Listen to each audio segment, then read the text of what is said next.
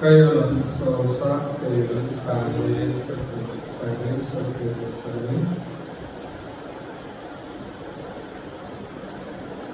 परम गुरु श्रीमती करुणा सागर महाराज श्री रचित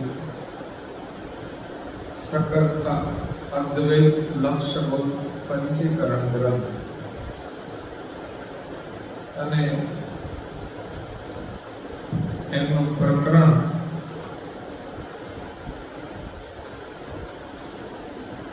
નવમું છે. ઈચ્છા વૃત્તિ આદિ નિજ અંશ લક્ષણા સતકૈવલ પરમ યજન પરમાર્થ સાધન ઉલટ ક્રિયા નિરૂપણ પ્રકરણનું આ ઉપપ્રકરણ બીજું છે. પહેલા પ્રકરણની અંદર પરમ ગુરુ શ્રીમતી કરુણા સાગર મહારાજશ્રીએ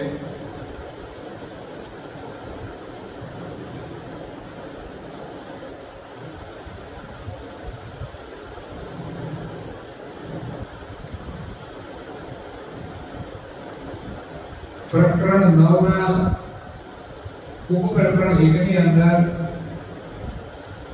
રજોગુણની 10 આકાંક્ષાઓની ઉલટ ક્રિયાનું વર્ણન કરવા ઘણા દિવસથી શ્રવણ કરીએ છીએ કે આપણા શરીરની જે ઇન્દ્રિયો છે એમાં 10 આકાંક્ષાઓ છે, 10 ઇન્દ્રિયોની.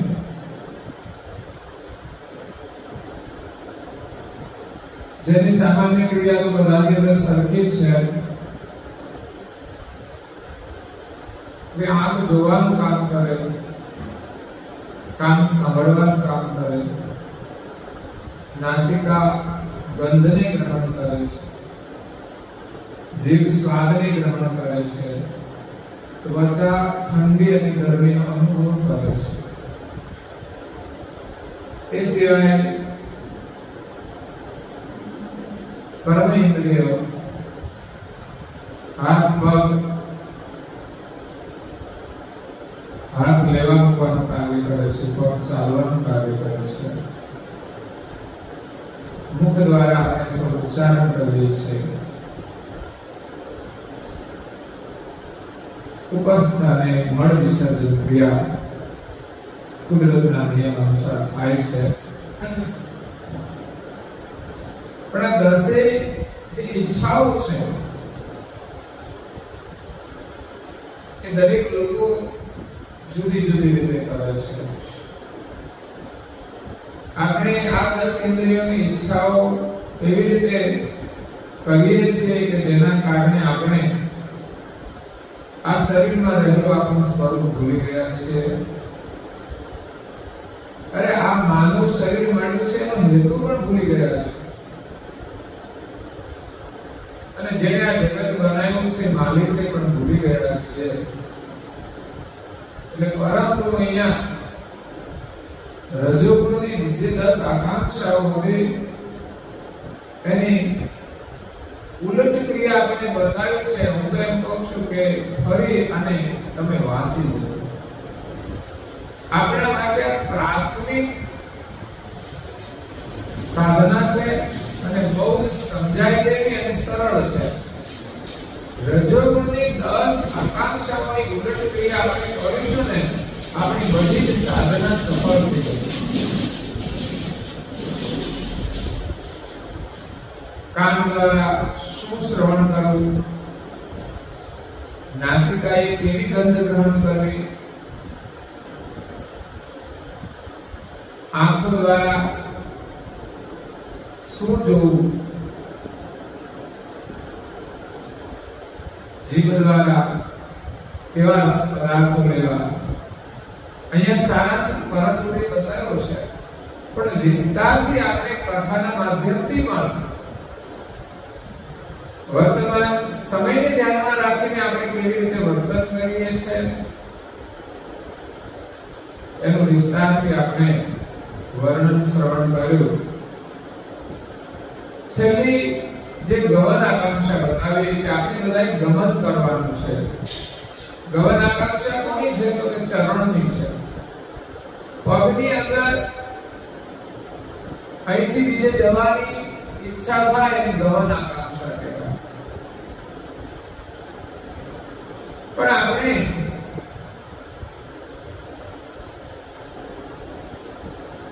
કેવી દિશામાં ચાલવાનું છે, કેવી રીતે ચાલવાનું છે, એ પરમ ગુરુએ આપણે ઉલટ ક્રિયા બતાવી. એ પ્રમાણે જો આપણે ચાલીશું, મતલબ કે આપણે ચાલીને સારા કામ કરવાના છે. સારું કામ કરવા માટે આપણે ચાલવું પડે તો એ સારી ગહન આકાંક્ષા કહેવાય. અને ખોટું કરવાનું હોય ને તો આપણી ગહન આકાંક્ષા છે ને એને ઉલટાવી દેવી કે ના, આ રસ્તે તો આપણે જવાય છે, આનું પરિણામ સારું નથી. એના માટે એક ડગલું પણ ના ભરાય.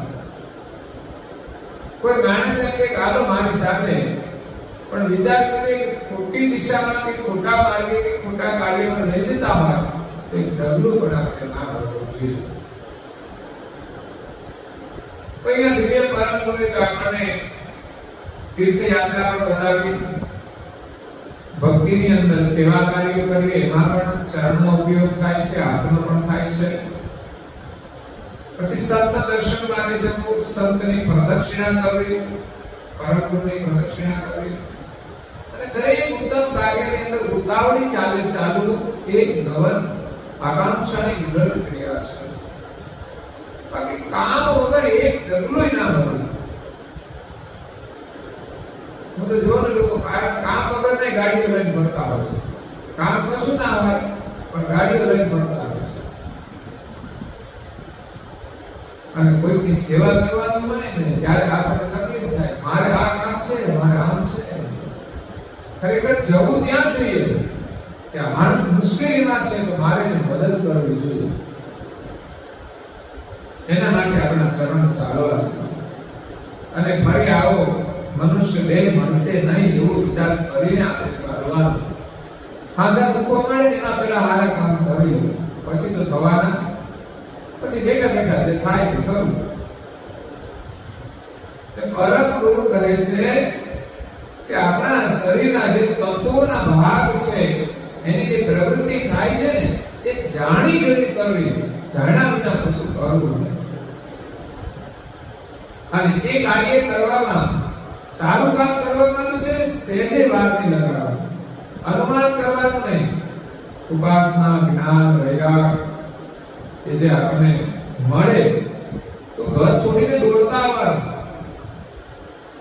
આપણે બેસી રહેતા હોઈએ છીએ અને પછી રહેવાનું હોય ને તો બીજા ફળિયામાં જવું પડે, બીજા ગામે અંદર જવાનું હોય તો જવું પડે, રાત્રે 12 વાગે પાછા આવીએ. પણ ખરેખર આપણને જેના માટે જીવન મળ્યું છે એનો જે પુરુષાર્થ છે એ ક્યારે છોડવો જોઈએ. અને એ પ્રમાણે આપણે જો નીતિએ ચાલીએ ને તો પછી આ જન્મ મરણનો અને અનિત્યની ક્રિયાનો જે બોજ છે ને એ પણ માથેથી ઉતરી જશે. આપણા માથે જે કઈ ઉપાધિ છે, ચિંતા છે, અનિત્યની છે, પણ નીતિએ ચાલવા મળીએ ને એટલે બધો જ બોજ ઉતરી જાય. માણસને દુઃખ તો ચિંતાનું છે, ચિંતા ન હોય તો કોઈ દુઃખ જ નથી. મોટામાં મોટું દુઃખ એ ચિંતાનું છે. ચિંતા બળી ભાગની ચિંતા, ચિંતા સમાન. તો એ ચિંતા છોડીને આપણે ચિંતન કરીએ તો અહીંયા ઉપપ્રકરણ બીજું છે. રજોગુણની 10 આકાંક્ષાઓ બતાવી એ 10 ઇન્દ્રિયોની અંદર વર્તમાન કરે છે. એ 10 ઇન્દ્રિયો એ અહંકાર ગણની પંચ માત્ર અને પંચભૂતથી બનેલી છે. પરમ ગુરુ કહે છે કે અહંકાર ગણ માણસે અહમ ધારણ કરવું પડશે, ખોટું છોડવા માટે અને સત્ય કરવા માટે. તો દુષ્ટ પ્રવૃત્તિનો ત્યાગ કરવો અને જે સારી પ્રવૃત્તિ છે એ પ્રમાણે પોતાની દ્રષ્ટિ રાખીને ચાલવાનું છે. અને સંસારની અંદર વિશેષ મહત્વ છે વૈરાગ. સંસારનો જે મોહ છે ને એ જ આપણને બાંધવાનું અને મારવાનું કામ કરે છે. બાકી દુઃખનું બીજું કોઈ કારણ નથી. આપણે આનંદથી જીવવાનું છે, પણ લોકો મોહથી જીવે છે, પ્રેમથી નથી જીવતા. પ્રેમ અને મોહની અંદર જમીન આસમાનનો અંતર છે. પરિવાર પ્રત્યે પ્રેમ હોવો જોઈએ. કેવો પ્રેમ? ચાલો પરિવારે બધાને ધર્મનો લાભ મળે, એવી ભાવનાથી પ્રેમ છે. મારા પરિવારનું કલ્યાણ થાય એના માટે તમે ચિંતન કરો, એના માટે પ્રયાસ કરો. જરૂર પડે તો બે શબ્દો કહો. સારી વાત તમારી પાસે હોય તો તમે પરિવારને આપો. શેર કરવાનું, તમે શેર કરવાનું છે ને, પણ સારી વાતો આપણે શેર કરવી. એ પરિવારનો પ્રેમ કહેવાય. અને મોહ શું છે? પરિવારના માટે પૈસા ભેગા કરવાના, પરિવારના માટે, સભ્યો માટે, બાળકો માટે મોહના સાધનો લાવવાના, સગવડના સાધનો વધારવાના. તો એક પ્રકારનો મોહ છે. પણ અહીંયા પરમ ગુરુ કહે છે તમે તીવ્ર વૈરાગ ધારણ કરીને આ ધર્મનું કાર્ય કરો. જેવી રીતે સંકાની કાર્ય ઘણા થઈ ગયા, એ બધા તીવ્ર વૈરાગ ધારણ કરીને પ્રભુને શોધવા માટે નીકળ્યા છે. તો સામાન્ય વૈરાગ તો હોવો જોઈએ ને. આપણે કમસે કમ આપણું ઘર છોડીને મંદિર સુધી આવીએ, ભજન કીર્તન કરવા માટે આવીએ, સેવા કરવા માટે આવીએ, સત્સંગ માટે આવીએ. એ તો આપણા કલ્યાણનું કાર્ય છે. અત્યારે સીઝન તો હોય, પણ છતાંય બધાને કઈ કામ નથી હોતું. જેટલા નથી આવ્યા બધા જ કેટલા વ્યસ્ત છે કામ ઘરે. કેટલું મહત્વનું કામ છે. પણ આત્મકલ્યાણનો વિચાર કરીએ ને તો એમ થાય કે આપણે જવું જોઈએ 5 મિનિટ, ગમે ના ગમે, પણ એમાંથી જે શબ્દો આપણે સારા સાંભળીશું એમાંથી આપણો વિવેક જાગી જશે, પણ એમાંથી આપણી જિજ્ઞાસા જાગી જશે. આ ગ્રંથોનું અધ્યયન વારંવાર કરવાની જરૂર છે. પુસ્તકો આપણે અહીંયા મળે છે, આપણું અભાગ્ય કોઈ છપાયેલા છે, તો પુસ્તકો પણ નહોતા. બિપિનભાઈ શાહ જે અમેરિકા રહે છે, બધા જ પુસ્તકો છાપીને આપણને આપ્યા છે.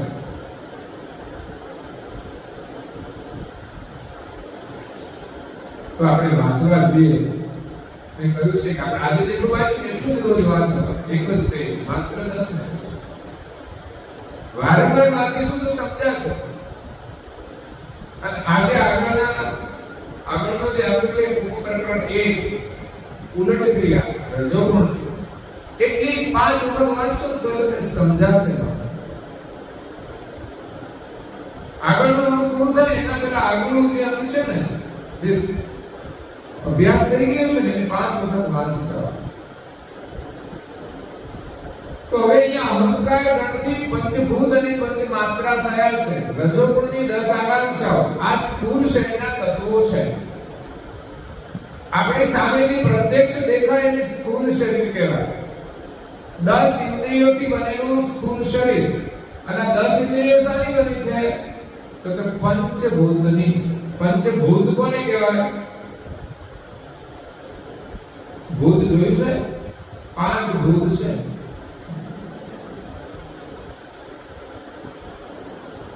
ઘરમાં કેટલા જણા છો? 4-5 હોય. પંચભૂત એટલે પંચતત્વ.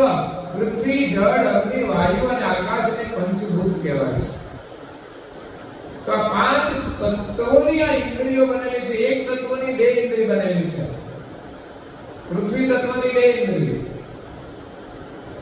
અને એક માત્રા. પૃથ્વી તત્વની માત્રા ગંધ છે.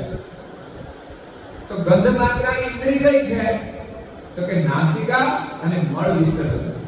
આ 2 ગંધ માત્રાની પૃથ્વી તત્વની ઇન્દ્રિય છે. બીજી છે જળ તત્વ. જળ તત્વની રસ માત્રા છે. તો રસ માત્રાની 2 ઇન્દ્રિય કઈ છે? એક તો જીભા અને એક ઉપસ્થ ઇન્દ્રિય રસ માત્રાની છે. ત્રીજું છે અગ્નિ તત્વ. અગ્નિ તત્વની માત્રા છે રૂપ. અગ્નિ પ્રકાશ આપે, એનાથી રૂપ દેખાય. સૂર્યનો પ્રકાશ થાય ત્યારે આપણને આ દ્રશ્ય દેખાય. તેને રૂપ યા તેજ માત્રા પણ કહેવાય છે. તો અગ્નિ તત્વની રૂપ માત્રા છે, તેજ માત્રા છે, એ ક્યાં સમાયેલું છે? તો આંખોની અંદર રૂપ માત્રા છે. અને આપણા હાથ ચરણ છે એ આંખોની દ્રષ્ટિ પ્રમાણે પછી આગળ ચાલે છે, ક્રિયા કરે છે, ગમન કરે છે. અને પવન તત્વની સ્પર્શ માત્રા છે.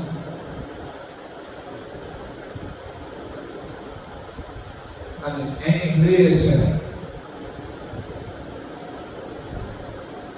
સ્પર્શ, એટલે ચામડી. ઠંડી અને ગરમીનો જે અનુભવ કરે, સ્પર્શ થાય, આપણે હવા આવે છે તો આપણી ચામડી દ્વારા જ ખબર પડે છે. પછી આખા શરીરમાં ચામડીનું કવર છે. ગમે ત્યાં પીડી ચડે તો આપણને ખબર પડે છે. ઠંડી ગરમીનો અનુભવ પણ ચામડી કરે છે. તો એ પવન તત્વની સ્પર્શ માત્રા છે. એની એક ઇન્દ્રિય છે ચામડી, અને બીજી ઇન્દ્રિય છે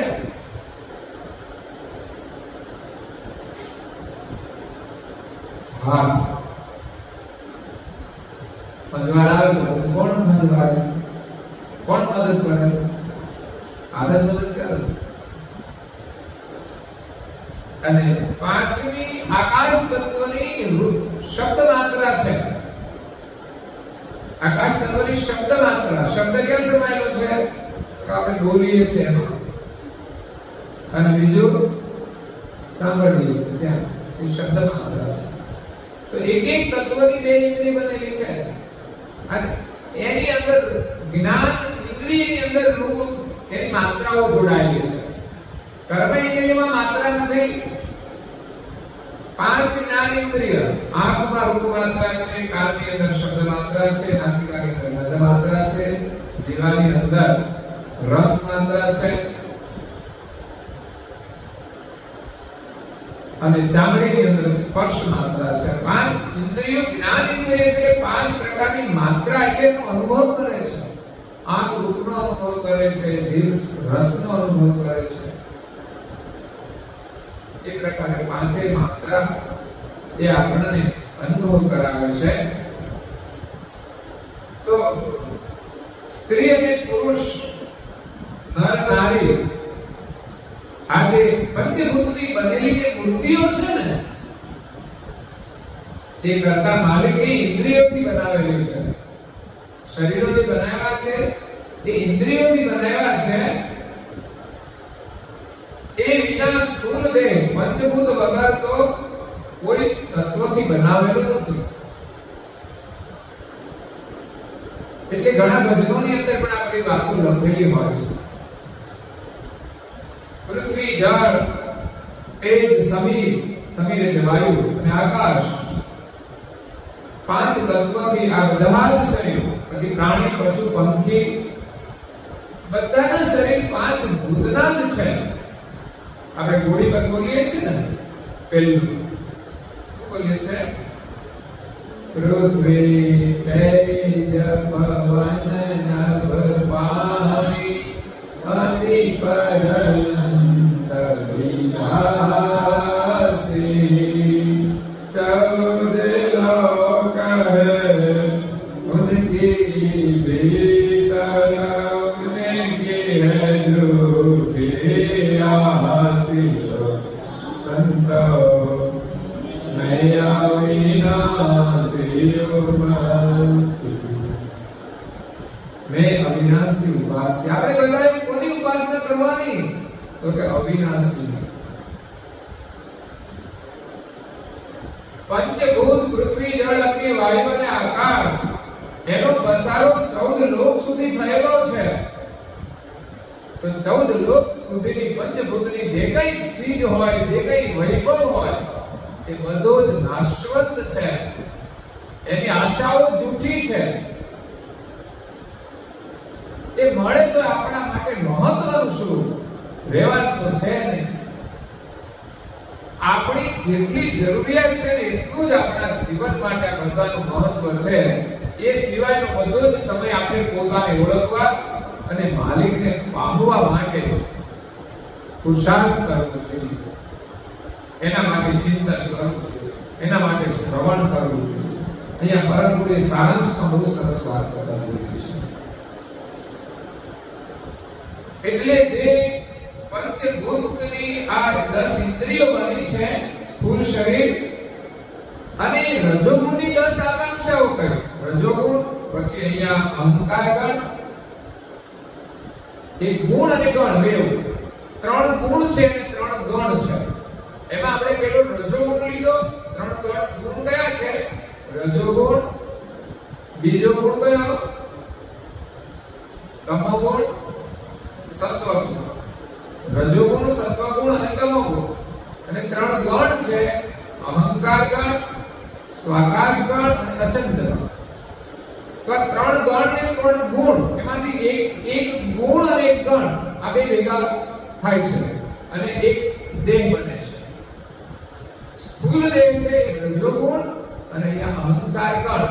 રજોગુણના 10 તત્વ એ આકાંક્ષાઓ છે અને અહંકાર ગણના 10 તત્વ એ પંચભૂત અને પંચ માત્રા. 5 તત્વોની 5 માત્રા છે. પૃથ્વીની ગંધ માત્રા, જળની રસ માત્રા, અગ્નિની રૂપ માત્રા, વાયુની સ્પર્શ માત્રા, આકાશની શબ્દ માત્રા. આપણા અનુભવમાં હોય તો આપણે ખ્યાલ આવે અને એની અંદર આપણે સૂક્ષ્મ અવલોકન કરવાનું છે. ઇન્દ્રિયોની અંદર જે માત્રાઓ છે એ કઈ રીતે કાર્ય કરે છે, કઈ રીતે અવલોકન કરે છે, એમાં આપણે વિવેક કરવાનો છે. આમાં જે 10 આકાંક્ષાઓ છે, આંખની અંદર જોવાની આકાંક્ષા, નિરીક્ષણ આકાંક્ષા, કાનની અંદર શ્રવણ આકાંક્ષા,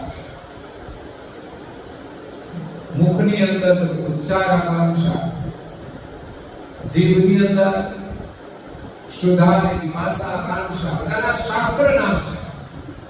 બાકી તો જીભને તો શું છે? ખાવાની આકાંક્ષા હોય, ખાવાની આકાંક્ષા હોય. તરસને ભૂખ લાગે તો સ્વાભાવિક છે કે ઈચ્છા થાય જ. તો આ 10 આકાંક્ષાઓ કેવી રીતે કાર્ય કરે? શરીર વગર તો થાય નહીં. 10 આકાંક્ષાઓની ઉલટ ક્રિયા બતાવી કેવી રીતે વર્તન કરવું જોઈએ. પણ એ 10 આકાંક્ષાઓ પંચભૂતના બનેલા સ્થૂળ શરીરની અંદર રહીને જ કાર્ય કરે છે. ઈચ્છાઓ ક્યાં? શરીર વગર તો થવાની નથી પૂરી. અરે ઘણીવાર શરીર હોય પણ કામ કરતું ના હોય તોય આપણી આકાંક્ષાઓ નથી પૂરી થતી. પગ ચાલતા ના હોય પછી ઈચ્છા થાય કે અહીંયા જવું છે, અહીંયા જવું છે, પણ જવાતું નથી. તો પંચ માત્રા એની બધી જે સાધારણ પ્રવૃત્તિ છે બધાની અંદર સરખી થતી હોય છે. જેમ આંખે જોવાની, કાને સાંભળવાની ક્રિયા તો બધા સરખી કરે. અને મોટા ભાગની ક્રિયાઓ બધા હળી મળીને જ કરતા હોય છે. તમે વાતો કરો, બીજા સાંભળે. કે વ્યવહારમાં જવાનું હોય બધા હાલી જવાનું હોય કે જગ્યાએ જવાનું તો હરકું થયું ને. સમૂહમાં કાર્ય કરીએ છીએ આપણે. વરઘોડો નીકળે કે એકાદ બે થોડા આવે, એ બધું થોડું હોય. એમાં ગાવાનું હોય, નાચવાનું હોય, કૂદવાનું હોય, બધું પ્રદર્શન કરીએ છીએ. તો બધાની અંદર સમાનપણે પ્રવૃત્તિ થાય છે, પરંતુ એની અંદર ભેદ હોય છે. એમની દ્રષ્ટિનો, એમના વિચારો. તો માત્ર બે પ્રવૃત્તિને જ્ઞાનેન્દ્રિયને વિશે રહીને ક્રિયા કરાવે છે. 5 માત્રા એ જ્ઞાનેન્દ્રિયોમાં રહેલી છે. તેની ઉલટ ક્રિયા આગળ તો બતાવી છે, પણ અહીંયા દિવ્ય પરમ ગુરુ કહે છે કે જે ઉલટ ક્રિયા વડે આપણે જે પરમાર્થનો જે લક્ષ્ય ભૂલી ગયા આપણે કોણ છે અને આપણા માલિક કોણ છે. છોકરો બહુ વિલાસના માર્ગે ચડી જાય પછી જે મા બાપને ભૂલી જાય તો એની કેવી દુર્દશા થઈ જાય. પત્નીને ભૂલી જાય કે બાળકોને ભૂલી જાય કે પતિને પત્ની ભૂલી જાય બેવફા થઈને. એવી જ રીતે આ અંશો પોતાના પિતાને ભૂલી ગયા છે ઇન્દ્રિયોના સ્વાદ માટે. તો એના માટે આપણે વૈરાગ ધારણ કરવો જ પડશે. ખાવાની જરૂર હોય તો ઉપવાસ કરવા પડશે, બોલવાની જરૂર હોય તો મૌન રહેવું પડશે.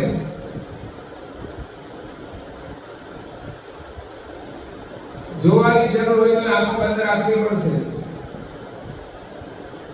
એક સંયમ છે જીવનમાં.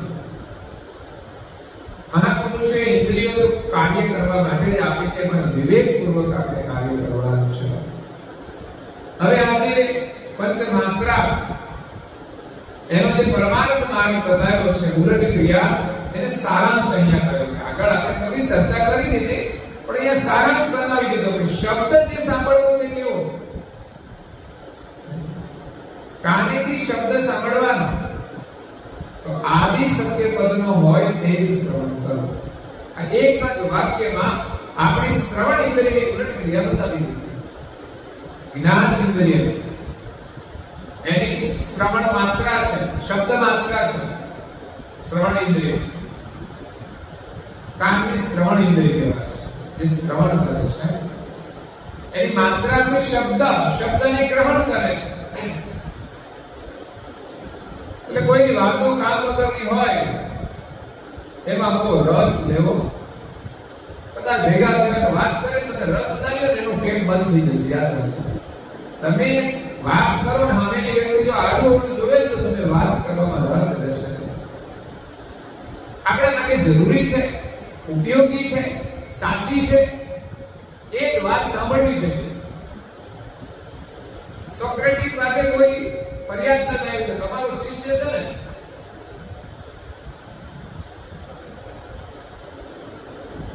એની મારે ફરિયાદ કરવી છે તમને. મારે શિષ્યને તારે ફરિયાદ કરવી, ફરિયાદ તો તું કર, પણ એક શરત છે મારી, તું જે વાત કરે તે સાચી છે, સારી છે, ઉપયોગી છે તો જ મને કરજે, નહીં તો ના કર.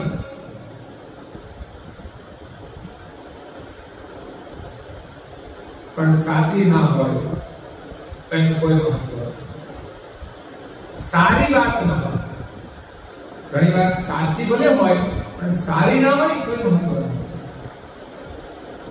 અને સારી કે સાચી પણ ઉપયોગી ના હોય કોઈ મહત્વ નથી. તો પહેલા એ કહ્યું કે આમાં તો કઈ ત્રણેયમાંથી કઈ શબ્દ નથી, તો કે મારે કઈ તારી વાત સાંભળવી. એમ આપણા જીવનમાં જે કઈ શબ્દ શ્રવણ કરવાનું છે એ સાચો છે, સારો છે, તે ઉપયોગી છે તો જ શ્રવણ કરવું જોઈએ. અને દરેક ક્રિયામાં આપણે સારું હોય, સાચું હોય, ઉપયોગી હોય તે જ ગ્રહણ કરવું. પછી કાનથી હોય, આંખથી હોય, નાસિકાથી હોય. તો સત્ય પદનો શબ્દ ગ્રહણ કરવા. પરંપરા ગ્રંથો છે ને એ સત્ય પદના વચનો છે. કદાચ આપણે થોડા ઓછા સમજાય પણ શ્રવણ કરવાની જો પ્રીતિ હશે ને, મંથન થોડું કરવું પડે, એમાં જ નથી બધું સમજાતું. આપણા બાળકો છે ને સ્કૂલમાં ભણવા જાય છે, તેને કંટાળો આવતો જ હશે, એમાં જ કઈ આવડતું નથી, મંથન કરવું પડે છે. એમ આપણે ધર્મ માર્ગની અંદર પણ જો મંથન નહીં કરીએ ને તો પછી એમાંથી ઘી નીકળવાનું નથી. દૂધ અને દહીંમાંથી માખણ અને ઘી બનાવવું હોય તો મંથન કરવું પડે છે. એમ આપણી બુદ્ધિને થોડી કસવી પડે. જ્ઞાનથી આપણી બુદ્ધિ તેજસ્વી બને છે, વિવેકી બને છે. સત્યાસત્યનો વિવેક કરે છે એટલે શ્રવણ કરવું જોઈએ. અને ન સમજાય તો એકની એક વાત એકનો એક અધ્યયન એક વાર નહીં 5 વાર વાંચવું. વાંચતા વાંચતા ન સમજાય તો 2 વખત 3 વખત રિપીટ કરવું જોઈએ. પછી ન સમજાય તો છોડીને આગળ ચાલો, પછી ફરી સમજાશે.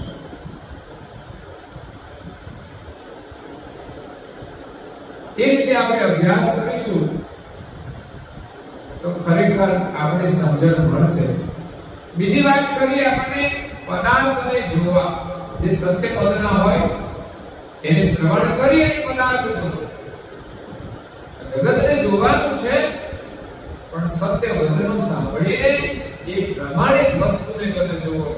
પણ આપણે તો એને ભૂલીને માત્ર સ્થૂળ દ્રષ્ટિએ, ભોગ દ્રષ્ટિએ પદાર્થને જોઈએ છીએ, એની ચાહના કરીએ છીએ, નથી મળતું તો દુઃખી થઈએ છીએ, ભોગવીએ છીએ તો પણ રોગી થઈ જઈએ છીએ.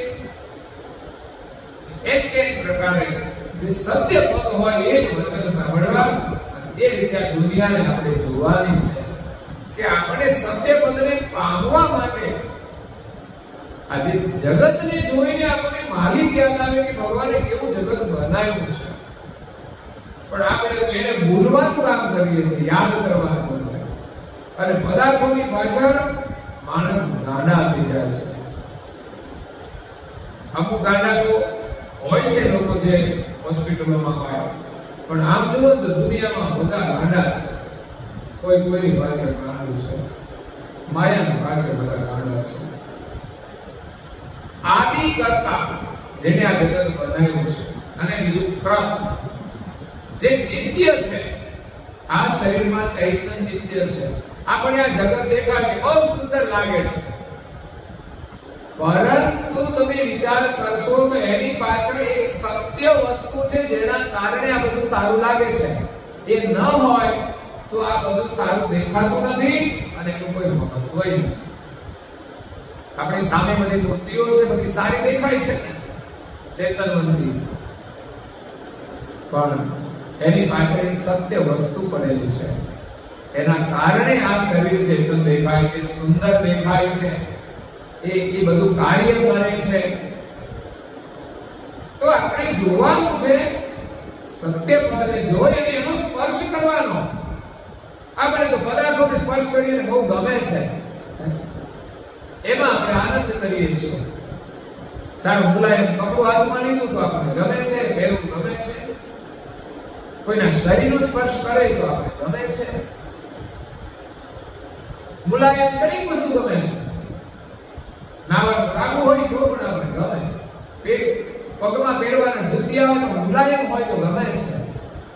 એટલે પણ આપણે તો જે સત્ય વસ્તુ છે એનો સ્પર્શ કરવાનો છે. મહાપુરુષે એને ટચ કર્યું છે, ચૈતન્ય વસ્તુનો સ્પર્શ કર્યો છે. પછી આ સંસારના પદાર્થોને સ્પર્શ કરવાની કોઈ ચાહના રહેતી નથી. આખર એની સ્પર્શ કરે કે ન કરે એમાંથી કશું મળવાનું નથી. ગમે છે આપણને મુલાયમ મુલાયમ મુલાયમ, પણ એનાથી તો આપણું મન વિકારી બનતું જાય છે, શરીર ભાવવાળું બનતું જાય છે, અને સત્યને આપણે ભૂલતા જઈએ છીએ. કોઈ વૃદ્ધ માજી હોય કે વડીલો હોય, એનો હાથ પકડીને તમારે એની મદદ કરો તો એ પણ એક સ્પર્શ છે, સેવાનો સ્પર્શ છે. એના ચરણ દબાવો તો પણ એ સ્પર્શ છે. એ માણસને ગમતું નથી બધું સેવા કરવા, બિનજરૂરી વિકારોની પાછળ માણસ દોડતા હોય છે. એટલે નિત્ય પદનો સ્પર્શ કરવો, નિત્યને જોઈને દર્શન કરવું અને નિત્ય પદનો શબ્દ શ્રવણ કરવો. આ નિત્યનું જ્ઞાન લઈ પરમ ગુરુ આવ્યા છે ને અવિનાશી ઉપાસના. તો અનાદિ પદને આપણે સ્પર્શવાનું છે. એ પ્રકારના સ્પર્શની ચાહના, સેવાની જે ભાવના છે ને, એની અંદર પવિત્ર સ્પર્શ હોય છે. તમે સેવા કરો ને એટલે એની અંદર વિકારી ભાવ રહેતો નથી. પવિત્ર સ્પર્શ છે. તો આપણે અનાદિ પદનો સ્પર્શ કરવાનો છે. અને અનિત્યનો સ્પર્શ ત્યાગ કરી અનિત્ય જે કંઈ નાશ થવા વાળું છે એને આપણે સ્પર્શ કરીને શું મળવા? કઈ જ આપણે તો ગાડી સારી હોય તો ગમે આપણને, એમાં આપણે આનંદ આવે, ઠીક છે, ફરવાનું છે એટલે જોઈએ અને આપણી પરિસ્થિતિ પ્રમાણે લઈએ, બાકી એનાથી કઈ સારું દેખાવાનું કે કઈ આનંદ તો બીજો કોઈ છે નહીં. અને એ ગાડી બેસીને સારા કામ કરીએ તો બાકી તો હરીફરીના ટાઈમ બગાડીએ તો કોઈ અર્થ નથી. કે સાધનો છે, જો સારું કામ નહીં કરીએ તો ટાઈમ બરબાદ કરશે, દેખાવનો અહંકાર આવશે અને ભગવત ભજનમાં પ્રીતિ નહીં થાય. એટલે અનિત્યનો સ્પર્શ છોડીને પરમ રસનું પાન કરો. કથામાં આવીને આપણે શું કરવાનું? પરમ રસનું પાન. ખાવા પીવાનું તો ઠીક છે, આપણે ખાઈએ, ભગવાને રસ બનાવ્યા છે, ભગવાનને યાદ કરીએ કે વાહ શું સુંદર ભગવાને રસ બનાવ્યા છે. પણ એનાથી ઉપર એક રસ છે, પરમ રસ. એને ભૂલી જવાનું નથી. પણ આપણે બધા ભૂલા પડી ગયા છે દુનિયાના રસ. આ સ્વાદિષ્ટ જમવું જોઈએ, સારું જોઈને જમવું જોઈએ. નુકસાન કરે એવું નહીં ખાવાનું, સારું જ ખાવાનું. પણ એ સ્વાદની અનુભૂતિ આપણને પરમ રસનું પાન કરાવે કે શું પરમાત્માએ સ્વાદ મૂક્યા છે. અને કોઈએ બનાવ્યા હોય ને તો એને ધન્યવાદ આપો કે તમે શું સુંદર રસોઈ બનાવી છે. ત્યારે આપણે પ્રેમથી ખાઈએ છીએ અને આપણી જે ક્ષુધા છે, ભૂખ છે, એ તૃપ્ત થાય છે. ભોજન બનાવવાનું કઈ કામ સહેલું નથી, બહુ આળસ કરે. રોજ ઉઠી નાચ કરવાનું, હવારના વાસણ માંજ્યા, કપડા ધોયા, કચરા પોતા કર્યા, વળી પાછું કુકર લઈને આ ઉપાડ્યું, રસોઈ બનાવી, એ બધું બની જાય, તૈયાર થઈ જાય. આપણે તો પ્રેમથી એટલું બધું બનાવ્યું ને આવીને થાય એ ખાઈ ખુશ થશે, તો મોટું બગાડે. આવું છે, એવું છે. નાસ્તો કરીને આવ્યા હોય એમ ના કે અમે નાસ્તો કર્યો છે, આવું છે, એવું છે. આપણો મૂડ આવું થઈ જાય. એની મહેનતનું મૂલ્ય ના કરે. કેટલી મહેનત કરી અને બનાવ્યું છે. માણસ બહાર હોય ને, ભૂખ્યો હોય ને, અને જમવાનું કોઈ મળતું હોય તો એના થાય કે મારા માટે કોઈ સ્પેશિયલ બનાવે છે, મારી પ્રતીક્ષા કરે છે, હું ખાઈ લઉં. એની રાહ જોઈને રહે, એ જમે એમની સાથે જમવું, આ એના પછી જમવું. આ બહાર કોઈ મળી જાય, હાલો ગાંઠિયા ખાઈ લઈએ, રામ ખાઈ લે ગાંઠિયા. વિચારવું જોઈએ. હજુ ઘણા બહેનો રાહ જોતા હોય છે, ભાઈઓ પણ રાહ જોતા હોય છે. એ સારી ભાવના છે. તો પરમ રસનું પાન કરવાનું છે. રઘુરામ મહારાજ કે પરમ રસનું પાન કરેલા બધા જ રસ દૂર થઈ ગયા સંસાર. એની કોઈ ચાહના જ નથી. આ શરીરને પોષણ તો આપવાનું છે, એનું કરવાનું શું? અને આ શરીર મળ્યું છે તો ભગવાનને પામવા માટે મળ્યું છે, નહીં કે ખાઈ પી મજા કરવા માટે. કોને મજા કરી તમે કહેશો? ખાઈ પી બધા સજા ભોગવે છે, બીમારી. કોણ સાજા છે? ખાવું જોઈએ સમજીને, વિચારીને, અને ભૂખ્યાને ભોજન કરાવવું જોઈએ. જીવનમાં આપણે ભગવાન આપે ને, તો કોઈ ભૂખ્યાને આપણે જોઈએ નહીં, આપણે ખાઈ પી ભગવાન આપણને આપશે. અને આપશે નહીં તો ભૂખ્યા તો નહીં જ રાખે. જે માણસ બીજા ભૂખ્યાને ભોજન કરાવે જીવનમાં ક્યારેય ભૂખ્યો ના રહે, એમ દુઃખી ના થવું. અને છેલ્લી એમણે વાત કરી પરમ રસનું પાન કરવું અને એવો સ્વાદ જાણીને પરમ સુગંધી નામની ગ્રહણ કરવી. એમાં એક પરમ સુગંધી છે. આ દુનિયાની સુગંધ અને દુર્ગંધ તો ઠીક છે, લોકો પરફ્યુમ્સ છાંટે છે, પણ હું એક પરફ્યુમ્સ મને આપ્યું છે ને, હું મંદિરમાં છાંટું ને વિડીયોમાં ભાગી જાય, ફૂલો કરમાઈ જાય. આ બધા કેમિકલ્સ વાળા પરફ્યુમ્સ છે. મને એમ થયું કે આ સારું હશે, મને એલર્જી થઈ જાય છે, નાકમાંથી પાણી આવવા માંડે. આ બધી વસ્તુ કેટલી ખરાબ છે, તો લોકો ખુશથી બધા છાંટી નીકળતા હોય છે.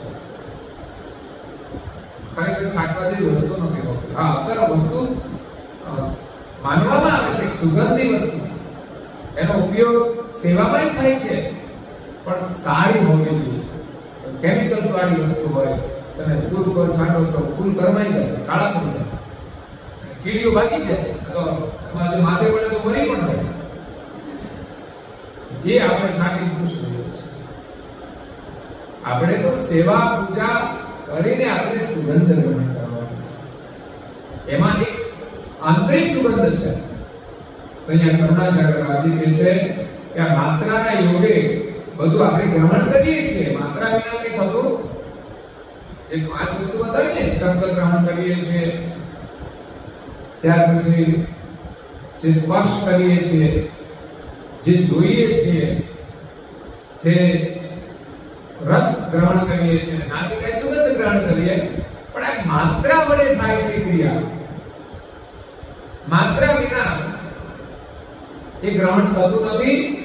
અને ઇન્દ્રિયો સહિત જે આકાંક્ષાઓ છે ને, આકાંક્ષાઓ ઇન્દ્રિયોમાં એ શ્રેષ્ઠ છે, પણ વિવેક કરીને જુએ તો એ ઇન્દ્રિયો વગર કંઈ કરી શકતી નથી. એટલી લૂલી કહેવાય. આપણી ઈચ્છાઓ ગમે તેટલી પ્રબળ હોય, પણ ઇન્દ્રિય કામ ન કરે તો આપણે કંઈ નથી કરી શકતા. પેરાલિસિસ થઈ જાય, પછી બધી ઈચ્છા થાય, પછી હાથે ખવાય નહીં, બાથરૂમ જવું છે પણ છતાંય જવાય નહીં. એ બધું એ જ રીતે થાય છે. એટલે ઈચ્છાઓ બધી દૂરી છે, પણ એની અંદર જે સબળપણું આવ્યું ને, એ એના 5 વિષય, શબ્દ, સ્પર્શ, રૂપ, રસ અને ગંધ, આ 5 માત્રા છે ને, 5 વિષય છે. આપણી ઇન્દ્રિયો છે, એની અંદર આકાંક્ષાઓ છે, અને 5 માત્રાઓ આ જગતની અંદર વિષય રૂપે ફેલાયેલી છે. બહાર પણ છે અને ભીતરની અંદર પણ એ માત્રાઓનો સંબંધ છે. એટલે આપણે જે શરીરની ઇન્દ્રિયો અને એની અંદર શું છે, આકાંક્ષા, અને એની સાથે જોડાયેલી છે માત્રાઓ. માત્રા એ વિષય છે, બહાર પણ છે ને અંદર પણ છે. મતલબ કે આપણી આંખ છે તો એની અંદર રૂપ માત્રા છે, તો બહાર જે કંઈ રૂપાળું છે એ પણ રૂપ માત્રા છે, તો એનું આકર્ષણ થાય છે. પણ કોને? તો આંખને થાય, એને સજાતી કહેવાય. કાન રૂપને જોઈ શકતું, શબ્દ સંભળાય તો કાને ન સંભળાતું હોય, તો આંખો ખુલી હોય તો સંભળાતું. કારણ કે શબ્દને ગ્રહણ કરનાર સજાતી ઇન્દ્રિય એ કર્ણ છે. તો આપણા 5 વિષયો બહાર જે છે એ આપણી અંદર રહેલી 5 માત્રાઓ ગ્રહણ કરે છે. એટલે કરુણાસાગર બાપજીએ લખ્યું છે કે દરેક ઇન્દ્રિય જે છે સજાતીને ગ્રહણ કરે છે. જેમ સૂર્યનો પ્રકાશ થાય આપણી આંખો જુએ છે, નહીં તો આંખોમાં જોવાની દ્રષ્ટિ છે, પણ આ લાઈટ ના હોય તો કશું જોવે છે? સૂર્યનો પ્રકાશ ના હોય તો કશું દેખાય? તો એને સજાતી કહેવાય. આંખ દ્વારા આપણે રૂપને જોઈ શકીએ, એની સજાતી છે. એટલે એ વિષય પરમાર્થ તરફ વાળવાની ક્રિયા પરમ ગુરુએ બતાવી છે. વિષય ક્રિયા જે છે એને પરમાર્થ તરફ વાળવાની અહીંયા ક્રિયા બતાવી છે. આ પ્રમાણે પરમ ગુરુએ જ્ઞાન પણ બતાવ્યું, ત્યાગ પણ બતાવ્યો છે, અને ઉપાસના પણ બતાવી છે. પરમ ગુરુએ જ્ઞાન આપ્યું કે સત્ય અને અસત્ય શું છે, પછી અસત્ય છે એનો ત્યાગ કરો, એના પ્રત્યે વૈરાગ ધારણ કરો, અને જે સત્ય છે એની આપણે ઉપાસના કરવાની છે, એની આરાધના, એની ભક્તિ કરવાની છે.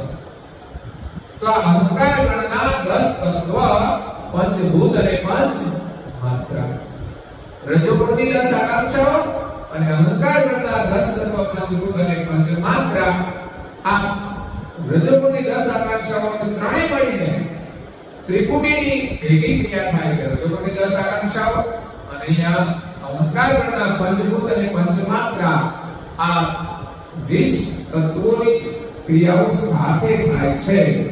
પણ એ સ્થૂળ શરીરને વિશે થાય છે, પણ એ પણ એની જાતે નથી થતી. આ 3 વસ્તુ ભેગી થાય, પણ એના માથે પાછા અંતસ્કરણ રહેલા છે. એ અંતસ્કરણ ના હોય તો ઇન્દ્રિયો પણ કામ ન કરે, આકાંક્ષાઓ પણ કામ ન કરે, અને માત્રાઓ પણ કામ કરી શકે.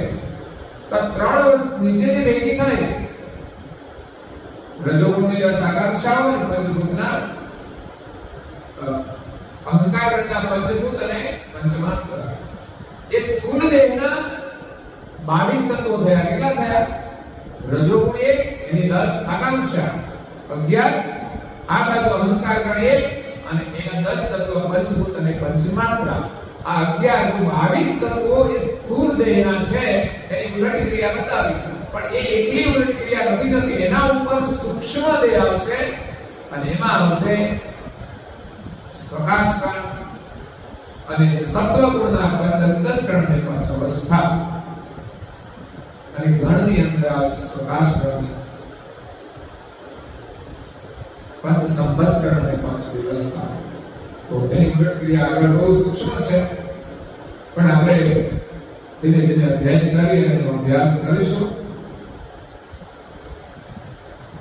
ઘણો ગહન વિષય આમ તો સરળ છે થોડો.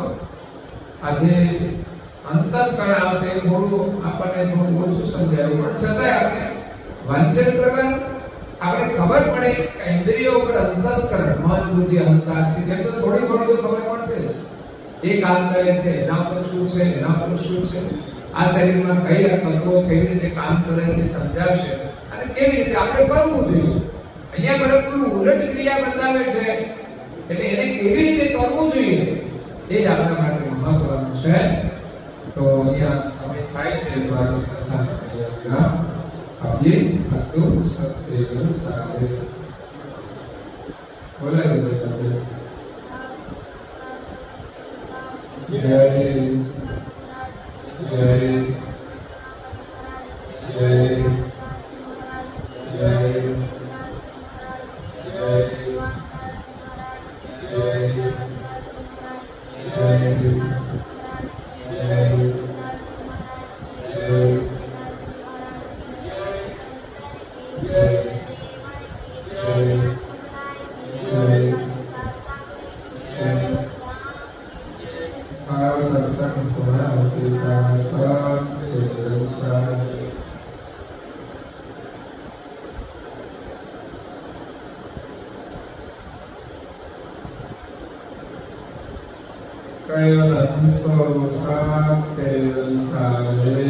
આજુબાજુ પણ સૌને પ્રેમથી સત્ય સાધે સત્ય